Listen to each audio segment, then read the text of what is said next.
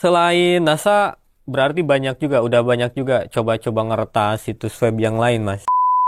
Nah, itu saya pelajari sambil saya coba-coba ya di laptop. Ternyata berhasil itu ngebobol data SMA itu. Oh Iya. gitu, Mas? Iya. Berhasil? Iya. Saya bisa berarti belajar di situ Bisa, buku itu tuh. bisa. Apa bukunya? Emang semudah itu ya ngehack ini situs pemerintah?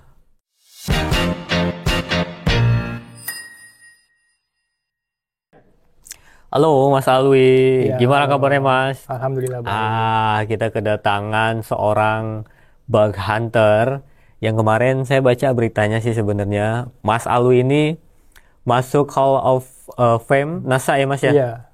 Bisa diceritain nggak Mas? Itu apa Mas? Seperti apa sih? Nah, jadi kalau di Bug Bounty itu, kan nama programnya Bug Bounty ya. Nah, Bug Bounty itu ada dua. Yang pertama itu ada BBP atau Bug Bounty Program. Yang kedua itu ada VDP. Nah, kalau Bug Bounty Program itu ketika kita menemukan kerentanan, itu biasanya kita dikasih uang. Gitu. Nah, kalau misalnya VDP, itu kita menemukan kerentanan itu kita nggak dikasih uang. Cuman kita dikasih sertifikat ataupun nama kita dipampang gitu di situs mereka. Seperti itu. Nah, dari NASA itulah, kalau di NASA itu programnya itu namanya VDP. Nah, ketika kita berhasil menemukan kerentanan di website NASA, itu kita bisa mendapatkan sertifikat ataupun Hall of Fame-nya itu. Seperti itu. Nama kita dipampang di situsnya mereka. Berarti di situs mereka nih ya? Iya. Nah, di situ tercantumnya apa Mas Hall of Fame? Maksudnya si ini pernah ini ke ini kalau atau di gimana? sana, dia kan difasilitasi oleh platform Bugcrowd ya. Jadi ada platformnya Bug Bounty itu namanya Bugcrowd. Semacam kalau kita lihat tuh kayak Jobstreet. Jobstreet itu kan platformnya. Dia nanti menampilkan ada perusahaan-perusahaannya. Nah, kalau di Bugcrowd tuh seperti itu juga. Ada NASA, ada ini gitu. Nah, ketika kita klik NASA, di situ nanti akan ditampilkan username kita di situ. Nah, kebetulan username saya itu bukan nama saya sendiri. Ya, kebanyakan gitu ya. Iya. Apa? Boleh disebarin nomornya? Nggak usah. Nggak apa-apa. Namanya juga Alayers Hunter sih kalau saya. Alayers Hunter. Iya. Keren banget namanya ya. Berbanding terbalik dengan skillnya nih, luar biasa banget. Alayers Hunter. Alayers Hunter. Jadi pemburu Alay. saya nggak mau bilang, biar Mas Alwi yang bilang sendiri. Luar biasa Mas. Iya. Selain NASA nih, sebelumnya atau Mas ceritain deh, saya pengen tahu dulu nih, sejak kapan menggeluti dunia keamanan cyber? Saya awal menggeluti bidang cyber security itu masih di semester 6 kayaknya. Setahun yang lalu. Kuliah? Setahun yang lalu. Setahun yang lalu. Iya, jadi pada semester 6 itu lagi liburan semester itu saya mengikuti platform pelatihan. Nah, jadi di situ ada namanya Digitalent. Itu dari Kominfo ya? Ya, dari Kominfo. Dulu Kominfo. Nah, jadi di Digitalent itu ada beberapa kategori pelatihan. Yang pertama itu kategori mahasiswa, ada juga yang baru lulus atau semacamnya. Dan saya ikut yang mahasiswa, TSA, Talent Scout Academy. Di situ ada yang namanya Junior Security Operation Center Analyst atau Junior SOC Analyst. Nah, dari situlah saya mempelajari cyber security ya. Dan itu di situ masih blue team yang saya pelajari. Jadi di cyber security itu ada blue team, ada red team. Jadi kalau blue team itu defensif, kalau red team itu ofensif, itu nge-attack gitu. Nah, jadi situ di awalnya saya masih belajar defensif. Nah, setelah pelatihan itu dan alhamdulillah tuh saya mendapatkan beasiswa juga dari Komdigi. Jadi dari 198 orang itu, nantinya peserta yang terbaik di antara kelas-kelas itu kan ada 3 kelas. Dia akan mendapatkan beasiswa sertifikasi global. Dan alhamdulillah dari 198, saya termasuk 28 orang yang mendapatkan sertifikasi beasiswa itu. Luar biasa. Itu sekitar kalau kita lihat harganya bisa sampai $300. Itu beasiswanya itu belajar di sana atau online? Sertifikasi langsung. Sertifikasi Ya, langsung? langsung kita sertifikasi ke yang lebih tinggi lagi gitu. Oh, gokil. Dari Cisco itu. Abis ikut Digital Talent, terus di sana timbullah ketertarikan nih, atau gimana? Ya, setelah dari Digital Talent itu, saya langsung kayak ingin mengembangkan gitu. Dan saya iseng-iseng tuh main ke Perpusnas, saya cari itu buku-buku tentang cyber. Nah, kebetulan yang saya cari bukunya itu ketemu bukunya Pak Ono. Itu Kang Ono. Nah, ya. Tahu hacker Indonesia terbaik itu salah satunya. Ya. Jadi punya Pak Ono, saya baca-baca. Ternyata itu bukan defensif. Lebih ke ofensif. Nah, itu saya pelajari sambil saya coba-coba ya di laptop. Ternyata berhasil itu ngebawa data SMA itu. Oh Iya. gitu Mas? Iya. Berhasil? Iya. Saya bisa berarti belajar di situ Bisa, lewat buku itu tuh. bisa. Apa bukunya Mas? Judulnya? Nanti di belakang aja Oh kan. iya nanti belakangnya takut nanti pada ini juga Iya, nih semuanya kan pada dicoba-coba lagi. nyari data nantinya. Kayak dari situ barulah belajar, coba-coba ya. Iya. Habis itu juga kalau misalnya saya bingung di buku, saya cari-cari tuh di video-video YouTube. Tutorial. Nah, ketemu juga itu salah satu milik komunitas Metaforsec. Di situ banyak juga kok cara-cara tutorial biar gimana kita bisa menemukan celah di sebuah website itu. Pokoknya belajar kerentanan website di YouTube Metaforsec banyak ya. Iya, tersedia banyak. Di sana ya. Nah, Iya. sekarang Metaforsec itu komunitas bukan ya? Iya, komunitas. Masuk di sana juga. Iya, sampai sekarang masih aktif. Sampai sekarang masih aktif juga ya. Oke. eh Berarti dari tahun lalu menggeluti dunia ini baru setahun berarti ya? Baru setahun. Baru setahun ya? Iya. Luar biasa udah masuk ke Fem NASA nih. Alhamdulillah. Emang basicnya apa nih? Basic dulu sekolah apa? Dulu- Ada IT-nya juga? Dulu sekolah malah madrasah aliyah. Madrasah Aliyah? Iya. Tapi udah mulai tertarik dengan dunia IT nggak? Jadi memang sih udah tertarik ya. Cuman di situ saya masih bingung. Bingung. Mencari passion saya gitu. ah. Makanya saya ikuti pelatihan-pelatihan di Digitalan itu. Saya ikuti yang versi web programming. Di situ saya ikuti coding-codingannya gitu, web developernya. Ternyata ini bukan passion saya nih. Saya ikutin lagi namanya Junior Design Graphic. Ternyata bukan passion saya juga. Pas lagi saya ikutin cyber, kok menarik ya gitu. Makanya makin penasaran seperti itu. Jadinya digeluti deh di Iya, situ. digeluti Saya terus. tahu udah masuk Hall of Fame NASA. Oke, padahal santri nih. Anak madrasah. Iya. Selain NASA, berarti udah banyak juga coba-coba ngeretas situs web yang lain, Mas. Ada di lokal itu kayak misalnya website milik instansi TNI AD. Itu saya masuk bisa sebagai admin malah. Di situ Melihat data maksudnya jadi Mas ngambil hak akses adminnya, masuk ke website itu jadinya bisa tahu belakangnya gitu. Ya, saya bisa mendapatkan database juga malah. Tuh Mas, gimana itu? Mas jual nggak atau gimana? Enggak. Oh, enggak. Terjadi diincar lagi Mas. Itu saya langsung laporkan sih ke pihak CISERT-nya itu. Jadi ada namanya CISERT untuk melaporkan. Iya. Yang merespon daripada kerentanan-kerentanan itu setiap instansi biasanya ada yang milik pemerintah ya, itu biasanya ada CISERT-nya masing-masing. Kalau ketika kita melaporkan, itu biasa kita diapresiasi dengan sertifikat. Oh, oke. Berarti kalau misalnya kayak gitu nggak dapat uang dong? Nggak selalu juga ya? Enggak, tapi ada juga sih yang pernah dapat uang juga ada. Ada juga. Biasanya kalau kayak gitu teh kita minta ngancem lagi atau kayak gimana kan? Iya. Di dunia hacker itu ada jenisnya Mas kalau nggak salah ya. Ada black hat, ada white hat, ada gray hat, ada hacktivist juga dan lainnya. Nah, kalau yang kayak gitu dapat duit misalnya, itu biasanya ngancem atau emang dikasih atau minta biasa? Kan Mas sertifikat nih. Iya. Nah, yang duit itu gimana? Kalau pengen. Kalau yang duit itu kan ya sebagaimana kita diajarkan ya di Metaforsec itu kita harus menjadi ethical hacking gitu.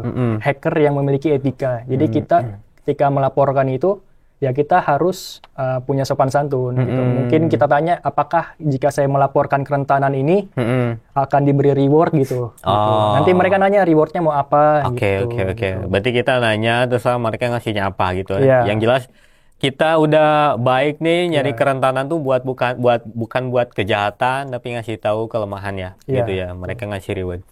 Nah, waktu di NASA tuh ya. Iya. Itu kan tadi ada pelaporan kayak tadi. NASA juga ngelaporin juga. Kita ngelaporin juga nggak? Iya, ngelaporin. Ngelaporin juga. Reaksinya pertama gimana? Percaya langsung atau gimana sih maksudnya kalau kayak gitu? Pihak NASA sebenarnya awalnya tuh sempat kayak menolak ya.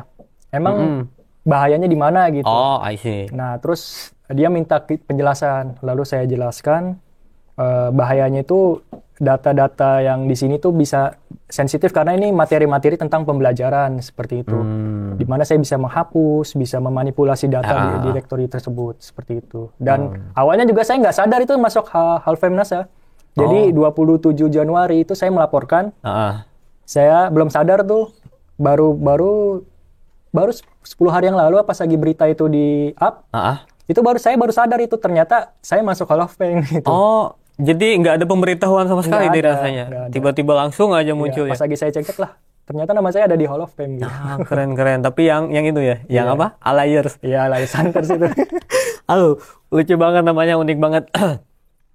Kalau misalnya Mas yang ke NASA itu kan NASA itu perusahaan ini ya yang ngurus antariksa di Amerika, Badan Antariksa Amerikanya. Nah, itu tuh tingkat kesulitannya itu biasanya sama nggak sih dengan website yang lain atau yang tadi TNI AD atau Mas kayak gimana gitu loh ngehacknya? Saya kan bukan ya, jadi pengen tahu kayak gimana sih prosesnya gitu loh. Ya, kalau yang saya temukan ya, itu kebetulan saya mengikuti senior saya. Jadi senior saya itu memberikan write up atau POC-nya cara menemukan kerentanannya gitu. Dan saya pelajari, dia hanya memakai dorking. Jadi dorking itu kayak mempersempit pencarian. Nah, di situ saya lihat, oh ternyata dia memakai seperti itu. Lalu saya ikuti caranya, cuman saya ubah pola dorking itu saya ubah untuk mencari folder-folder yang benar-benar sensitif di NASA gitu. Dan saya ketemu foldernya itu. Tuh. Oke. Berarti langsung di internetnya langsung nyari ditujuinnya langsung ke NASA dan dapat folder-folder itu. Jadi kita bisa, kalau di Google kan biasanya kalau kita ketik Millenia News, itu biasanya Millenia News itu bisa milenianya di sini. Muncul berbagai hasil ya gitu ya. Macam-macam gitu. Tapi ketika kita persempit pencarian ya, Millenials atau semacamnya, kita kasih kode-kode tertentu, dia tuh bakal mempersempit khusus Millenials itu sendiri gitu. I see. Jadi di situ dapatnya ya. Iya. Gokil. Kalau misalnya Mas sendiri tadi yang pemerintahan TNI AD berarti masuk pemerintahan ya? Iya. Selain itu ada lagi nggak di dinas pemerintahan? Dan seberapa kuat nih keamanan siber di situs-situs pemerintahan? Mas tahu nggak? Ya, kalau untuk selain di TNI AD itu ada macam-macam juga. Ada yang dari Diskominfotik Balai Kota Jakarta. Diskominfo kena? Iya, yang di Jakarta ini. Diskominfotik Balai Kota ya. Jadi di Balai Kotanya tim Diskominfotiknya, Sandi Cybernya. Itu dapat kerentanan SQL injection. Saya mendapatkan nama database-nya. Oke.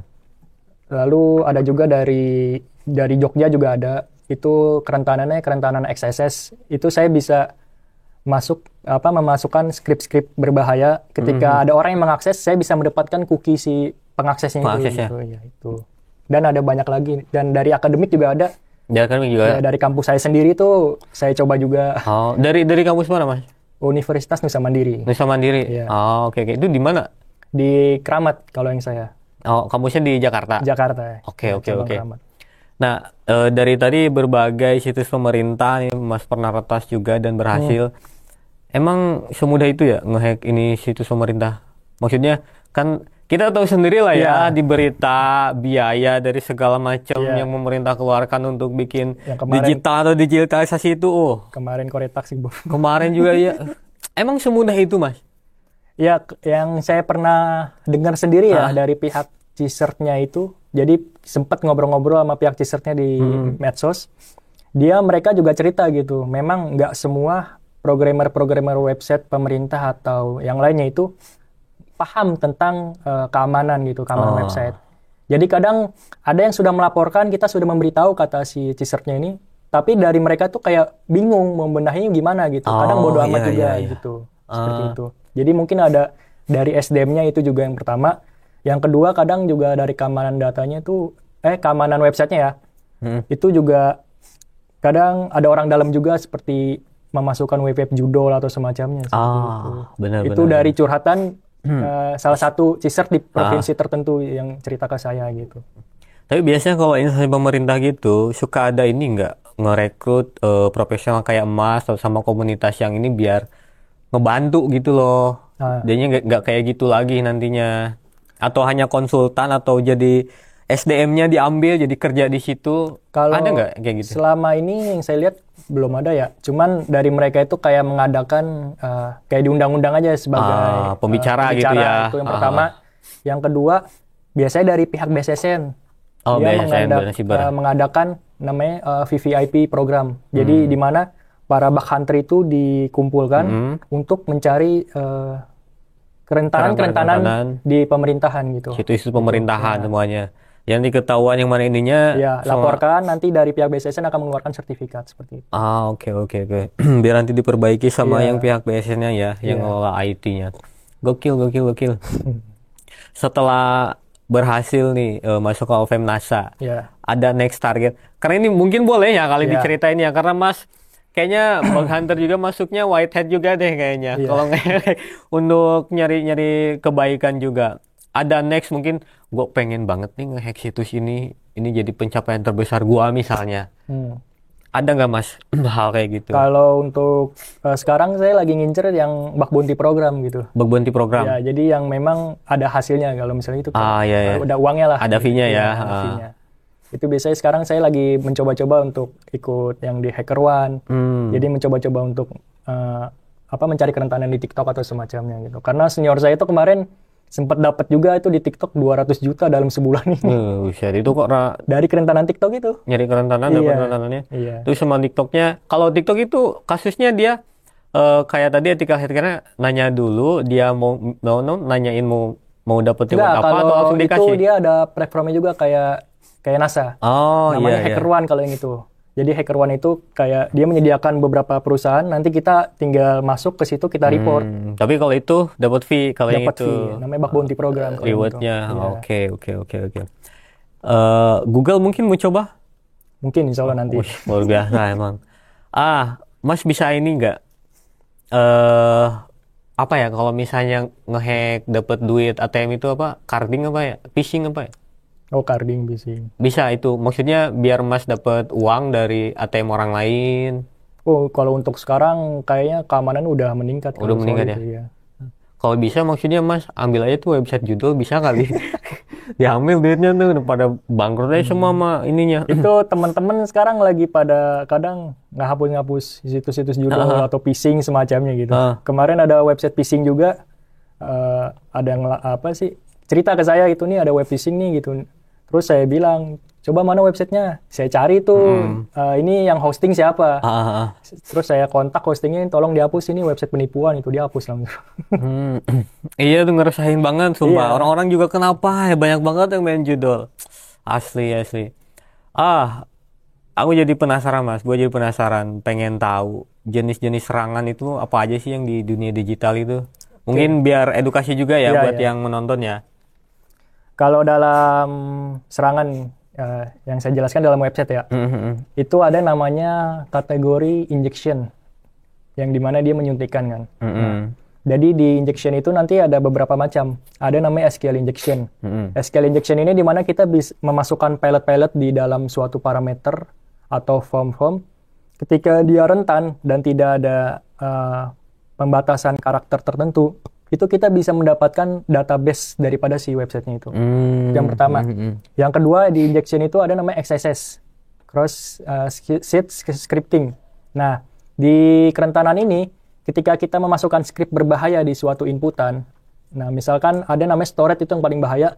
Ketika kita misal di komentar, ketika kita kirimkan komentar atau chat, fitur chat ke admin, lalu itu ada rentan XSS, admin membuka itu, dan tanpa dia sadari sebenarnya cookie-nya admin itu kekirim ke kita gitu.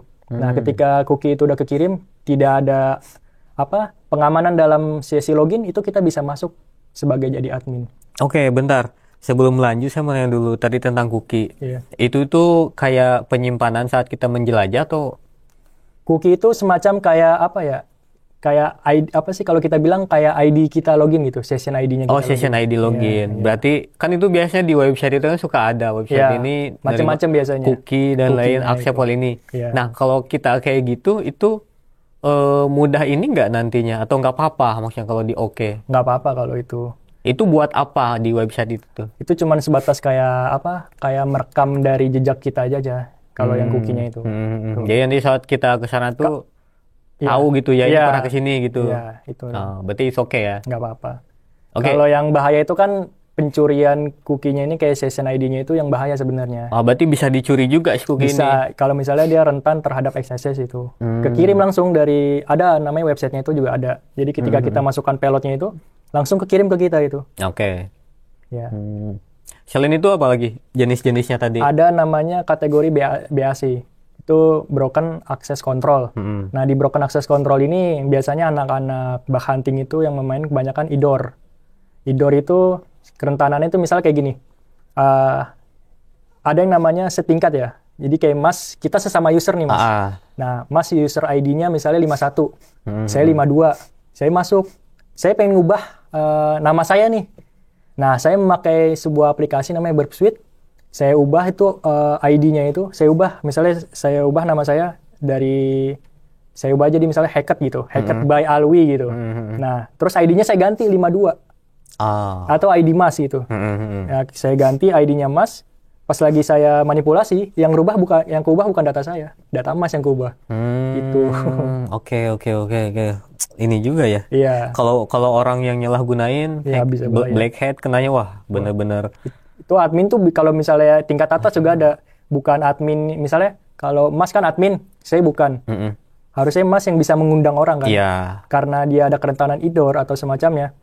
Itu ketika kita ubah daripada bagian tertentu, itu bisa juga saya jadi mengundang gitu, mengambil request pemilik Mas gitu.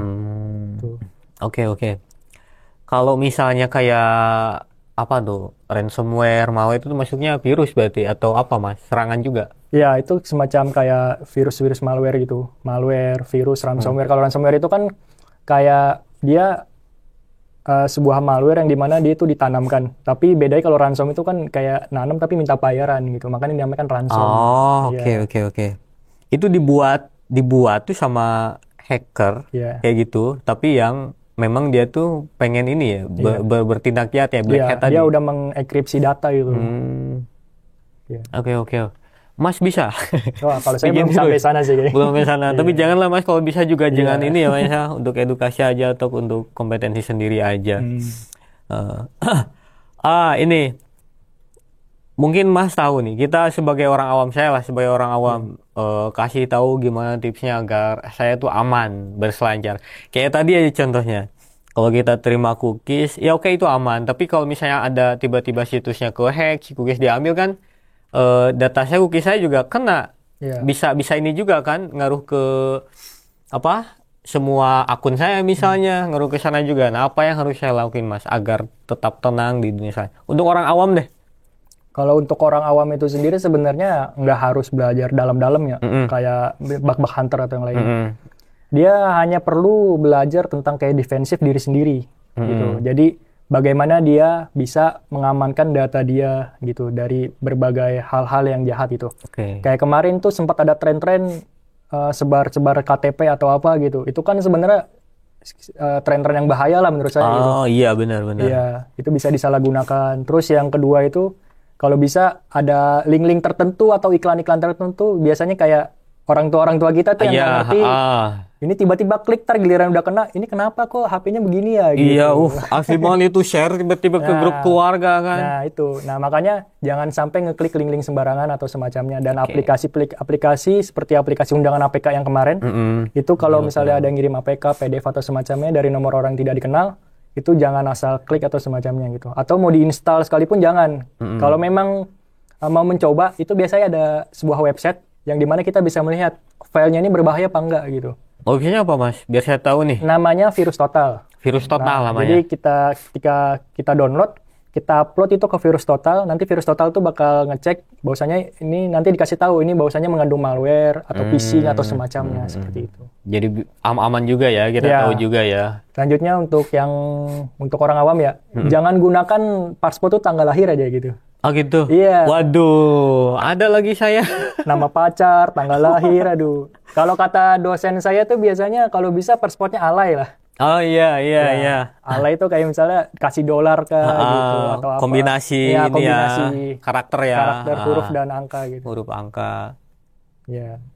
Ada lagi Mas? Sudah. Mungkin itu aja sih. Itu aja ya. Nah ingat tuh, kalau misalnya main selancar tuh atau berselancar di internet jangan sampai mudah banget untuk klik. Tapi kayaknya yang kayak gitu seringnya ini ya, yang buka situs-situs judi atau nonton film ilegal kan banyak itu situs muncul pop up gitu ya Mas? Atau misalnya download aplikasi software yang software ilegal. Nah, kebetulan saya pernah kena juga itu. Oh, pernah kena juga? Iya, sebelum kenal cyber kalau itu. Saya download aplikasi laptop, tiba-tiba semua ke-enkripsi semua data saya itu. Buset, itu langsung, maksudnya pas mau install? Iya. Atau setelah download? Pas lagi mau install. Pas lagi setelah install ya. Setelah install, tiba-tiba ada script jalan, laptop saya langsung mati. Nah, udah mati, saya nyalakan lagi. Tiba-tiba kayak mulai lemot gitu kan. Itu dia bertahap tuh. Dia tidak langsung mengenkripsi data. Tiba-tiba kayak gimana, saya nggak bisa ngakses sesuatu, baru saya restart lagi, dan setelah itu baru tuh dienkripsi data. Di situ ada pesan saya harus membayar 13 juta gitu. Tapi itu kalau misalnya itu berarti kenanya secara keseluruhan OS-nya atau apanya? Itu kalau hal tersebut sebenarnya bukan OS atau semacamnya. Itu sebenarnya dari people-nya aja sih gitu. Mau seaman apapun kita, kalau kita asal ngeklik kita masuk ke jurang yang bahaya, ya tetap bahaya juga gitu. Mau kita seaman apapun. Nggak, Gitu. maksudnya yang kenanya itu apanya? Misalnya, ini mah yang kena hacknya OS-nya, kita tinggal ganti komputer atau emang komputer itu? Oh enggak, kalau install ulang misalnya kalau tetap install kayak ulang gitu? udah bersih jadi. Oh, udah bersih Iya. lagi. Oke, Dia berarti hanya ngenkripsi data yang saat itu doang gitu. yang itu aja berarti ya, bisa ini ya. Ya bisa di restart lagi udah. Oke, Mas. Tadi kan Mas, kalau misalnya Mas nih punya perjalanan sendiri, kenapa seneng cybersecurity nih ya? Nah, mungkin dari Mas ada tips buat sobat milenial yang pengen terjun juga di cybersecurity, mulainya dari mana? Nah, untuk teman-teman ya, bagi yang mau terjun ke dalam dunia cybersecurity itu, kita pertama harus kuatkan niat dulu sih. Niat. Nah, niat. Kalau misalnya kita niat, nggak ada niat ya itu susah sih. Nah, kalau udah ada niat, kita langsung kuatkan tekadnya juga. Gitu. Udah setelah itu, kita pelajari tuh, kita cari referensi tentang cybersecurity. Tinggal belajarnya lah pokoknya Maya. Nah, cari referensi misalnya, atau kita cari roadmap-nya gitu. Apa yang harus kita pelajari ke dalam dunia cyber. Nah, nanti kita mau kemana? Ada red team, ada blue team gitu. Nah, setelah itu kita cari misalnya kayak media-media pembelajaran atau buku-buku. Ataupun cari komunitas-komunitas. Atau seperti saya nih, itu mengikuti beberapa komunitas cyber. Itu ada komunitas siber bela negara, komunitas siber di kampus, dan khususnya itu komunitas siber Metaforsec. Jadi Metaforsec itu ada Discord-nya juga, ada channel akun YouTube-nya juga. Di situ diajarkan bagaimana kita mengeksploitasi website tersebut gitu. Dan biasanya di Discord itu kita ada diskusi-diskusi bersama senior-senior itu. Oke. Nah, Metaforsec, kali aja Mas mau promosi, mungkin silakan. Bisa ajak sobat milenial atau penonton Metaforsec nih, bisa, kalau kalian mau kerjasama di bidang apa, bisa dengan Metaforsec. Oh ya. Boleh Mas, silakan. Sambil saya minum dulu Mas. Sama deh. Ya, minum dulu. Dari tadi ngobrol terus. Ini emang sengaja dihilangin Mas. Oh ya. Karena kita beli soalnya. Nggak dikasih sponsor, belum. Silakan Mas, boleh lah. Ini saya bukan ini kan, takutnya sponsor lagi nih. Nggak apa-apa. Nggak, ini nggak akan kok. Silakan promosiin lah. Jadi untuk teman-teman